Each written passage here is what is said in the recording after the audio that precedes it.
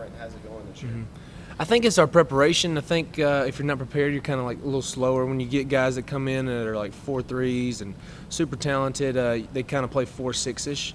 And I think with our veteran back seven, I think you're really seeing the flying around because we just know what we're doing, we know what to expect, and we know what's going to kind of happen before the play happens.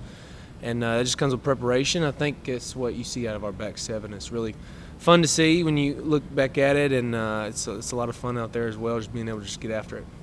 Do you walk away from some games in particular just shaking your head going, wow, that was one hell of a game plan? I mean, everything just worked to perfection almost.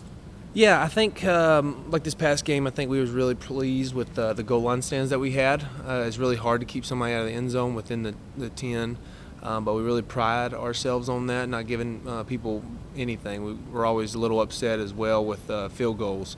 We're trying to block those as well, but just getting off the field and knowing what we did and accomplished is really like a sign of you're just kind of relieved because everything that you worked up for the whole week is paid off, and you know that you just got to get right back into it and just work as hard so you can do it again.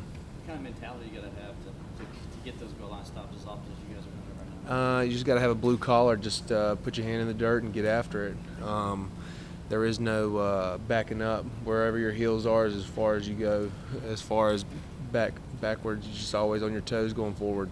Isaiah said he looks at it as fun when y'all in that situation. Yeah, it's fun because it's super high stress. So you get your blood going. I mean, you don't want them to score, but it is a lot of fun. With being in that close quarters, it's a lot of banging around, and a lot of guys in the back seven don't get to do that as much. So being able to get in the box and just bang around a little bit is a lot of fun. That front four last year got so much publicity for being the best in the country.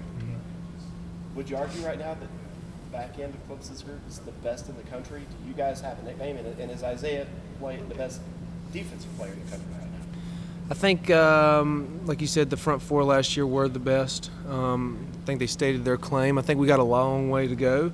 I think we've done a great job so far. I wouldn't give us that title yet because we got a lot. We've only got a quarter of our season done. I think if we continue this, it could be up for debate. But I think Isaiah has played as one of the best guys in the country. I think if you look at the stats and things like that, they really stand up to a lot of guys in the nation. But he's just going to keep on getting better. He's only scratched the surface of what position he's in right now, and position he's in, he's just going to make more and more plays.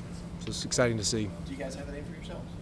We're the no-fly zone. That kind of was embedded with when I first got here. Coach Reed always had, because he was the safeties and corners coaches back when I got here, he always had a cookout and a no-fly zone T-shirt. So that's kind of what we're known as for him, and it's just going to keep on. We got shirts made and everything, so next time I'm here, I'll wear it for y'all. If someone had not seen Isaiah play before, how would you describe him as a player to them? First, you're just going to see him and you're just going to be like, wow, super long, very, very built up, and then you see him running, you're like, goodness gracious. So he's like a gazelle out there, just prancing around, but they watch him play, they're going to be super impressed with how fast he goes, how hard he hits. I mean, he's just the ultimate package as a defender. If you think about it, he can play safety, he could play linebacker, he could play really anything you want him to play. Tanner, things ratcheted up between you and Nick these past couple of weeks simply because he's playing where he is and you are where you are. Right. Yeah, I think I got to watch a quarter of his game. He put a little sauce on it on his little flat route he caught for like 11-yard pickup. Super exciting for me to see him because I know what he's been through and I know what he's gone through at William & Mary, and he just sees what Clemson has done for me, and he hasn't got to experience that. So being where he is now and being in the program and enjoying himself, it's really it just pleases me just to see him happy. You guys keep the rivalry on the back burner for a while because you're still so far away from that game? Yeah, so there's always going to be a Clemson-South Carolina rivalry, but as brothers, we don't have that. We're just good friends, and I love him to death and wish him the best. Tanner, this hybrid down package you guys have been playing a lot this year. It seems to afford you guys a lot of different opportunities to come in and blitz. Obviously, you've gotten a lot more opportunities so far this year compared to last year at this point. What's it like to be in that package and know that at any point your number's going to get called to go in there and jam into the backfield? It's just the trust that Coach V has. I think where it starts is up front. We got 3 men up front, and I think they don't get enough praise for what they're doing. They're really it's 3-on-5 up there, and it's really hard on them. But they're opening it up for us. So whenever my number's called, I just want to make sure I honor them and what they're doing. They're sacrificing their bodies in there for me to come free, and I can't thank them enough. But yeah, so when he calls my number, I'm all juiced up. I'm all excited, ready to get back there as fast as I can.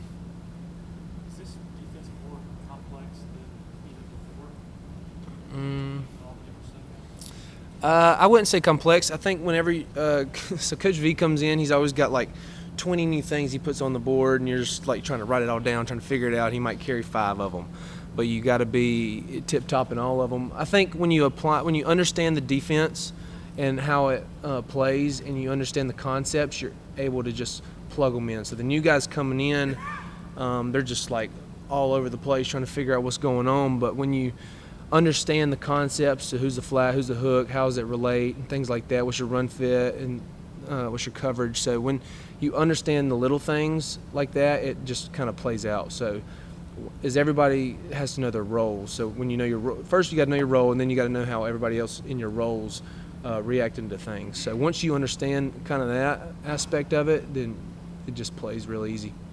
Circling back to the defensive line and new guys, Tyler Davis. Speak on Tyler's play and what you guys have seen out of him the first 3 weeks. He's been awesome. He's been wreaking havoc up there. He's a very quiet guy in the film study and on the field, but he's got a huge personality, as many have seen on like social media and things like that. He's super funny. But just him being in there, just causing a wreck and opening up holes and things like that, it's really – so he's getting the publicity because he's doing it so well. But like a lot of guys are doing it really good and they're opening things up, but he's just opening things up and making plays. So he's like – you just kind of like sit back and watch. You're like, whoa, this dude is very special. You know? Is this defense faster than last year's? Faster? Or is it just playing faster because of the veterans? It might just be playing faster. We got Nolan out there. He's not the fastest. He's gonna get on me for that. But no. So when you don't have, I think we do have a fast back seven. I know Kayvon's up there. Isaiah's definitely way up there. But when you got guys like that, when they are fast and then they play fast, it's just like double dose of like ridiculousness, and you just watch it and you're like, goodness gracious. But yeah, I think it's up there with some of them, I'd say. I know you get caught up in the heat of the game, but I've been sitting there in the press box Saturday, and I see their quarterback come to the line and kind of looks around. He doesn't know where you're coming from. Mm-hmm. And then he looks over at the sideline for help. Do you see that? And do you think, I think we've got him? When he looks at the sideline, so that was one of their things. When he gets under center, they go really fast tempo. Yeah.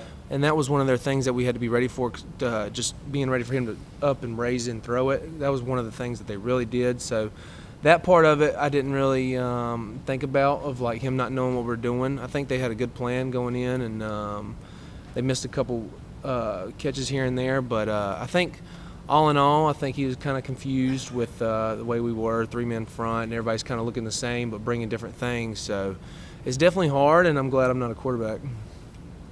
Does Venables just come in the room and say, here's the plan, this is what we're doing, or would you, being a veteran and some of the other veterans, will he look at stuff on film or come to you with ideas, a few ideas here and there, and go, what do you guys think about this? You know, it's his way, and that's it's his way. He has a million things running around in his head, and he just kind of throws them up there. And he does fill us out on kind of how we feel about things within with all our guys that's in the film room with him. So he just kind of fills us out. And he kind of knows if we do like it, if we don't like it. And if we don't, he asks questions about what he can improve on and how it can be better. So he's definitely has his ideas, but at the end of the day, if we can't understand them, then they're not going to work. So it's definitely a give and take.